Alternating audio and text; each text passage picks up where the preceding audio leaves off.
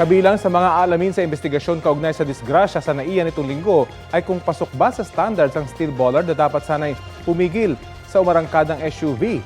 2 po ang namatay roon, kabilang ang isang batang babae. Narito po ang aking report. Mahal na mahal ko po yung anak ko. Maliha.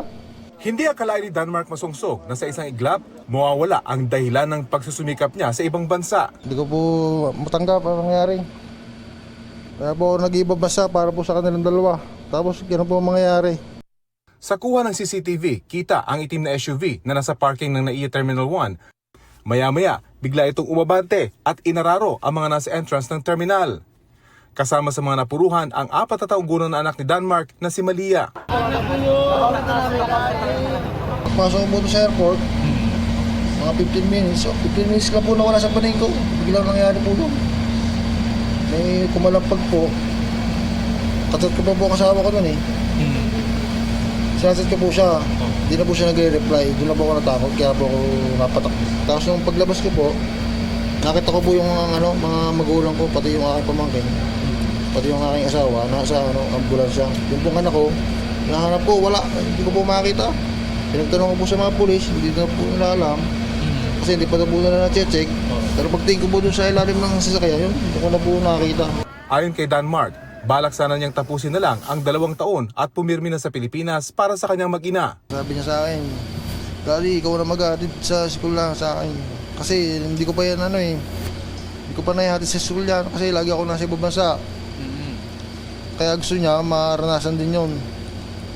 Maranasan yung daddy niya ihatid sa school. Kasi yung mga classmate niya, laging nandun ang daddy niya. Pero ngayon, wala na ang kanyang anak.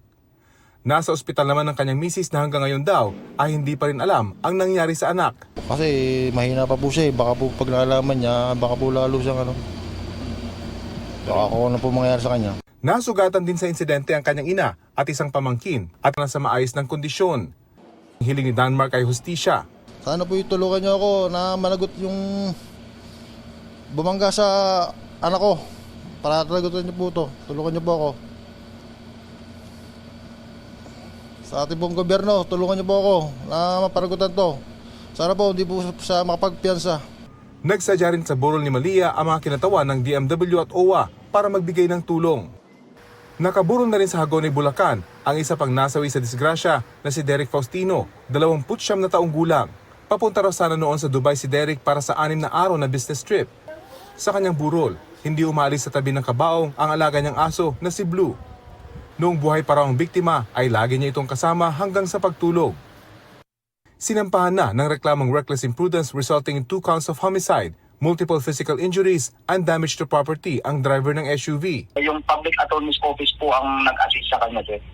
Hihintayin pa lang natin kung ano yung magiging result ng resolution ng Pasay Prosecutor's Office. Hindi na nagbigay ng bagong paliwanag ang driver na dinalo ng kanyang asawa. Paulit-ulit daw na sinasabi ng driver na hindi niya sinasadya ang nangyari. Patuloy ang investigasyon sa disgrasya at kasama sa sisiyasatin ay ang suot na tsinelas ng driver. Nakatsinelas yung driver eh. Kahapon eh. Nung kinausap ko eh. May rason bakit pinagbabawal na nakatsinelas eh. Di ba? Pwedeng dumugas, pwedeng maipit, pwedeng ang... Di ba? Pero kapalit nun buhay eh. Isa sa ilalim din sa masusing pagsusuri ang sasakyan ng suspect. Pati ang steel bollard na dapat sanay pumigil sa sasakyan na magdire-diretso sa entrada ng paliparan ay iimbestigahan. Ayon sa isang road safety expert, base sa mga video at litrato ay wala sa standard ang steel bollard. Substandard talaga. Kita ko tinuruan si Secretary Vince Dizon. Parang kinabit lang igan eh. Oh. Hindi siya yung bollard na... Hindi siya embedded. Dapat 300 mm ang pag-embed ng bollard na kayang titigil sa impact. Sa pinangyarihan ng disgrasya, naglagay na ng bagong bollard. Rafi Tima nagbabalita para sa GMA Integrated News.